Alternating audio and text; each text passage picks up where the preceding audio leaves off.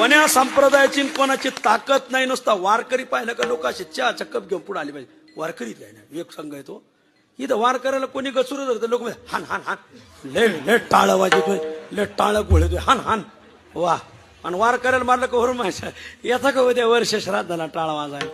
इथून पुढे सगळ्या वारकऱ्याला विनंती, जो म्हणतो ना वारकऱ्याचा काकड्याचा आवाज कमी करा, त्याच्या वर्ष श्राद्धाला टाळ घेऊन उभा राहायचं नाही, मला अजिबात जायचं नाही.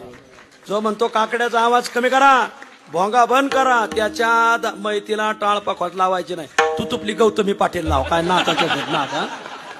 इकडे काकडा बंद पाडीतून वरून भाजण्याला म्हणतो टाळ घेऊन या, माझा बाप मिळाला. तुझा बाप घालायला गुन्हा निमियालाय का, आला सांगतो रे आजपासून. आणि महाराज तुमचा काकडा बंद करणारे दुसऱ्या समाजाचे लोक नाहीत, आपल्याच समाजाचे लोक आहेत महाराज. हे शोकांतिक आहे महाराज. वरून टाळ्या वाजायला तुम्ही, काकडा बंद करायला तुम्हीच. हा शहाण्या हो वा, सावध राहिला.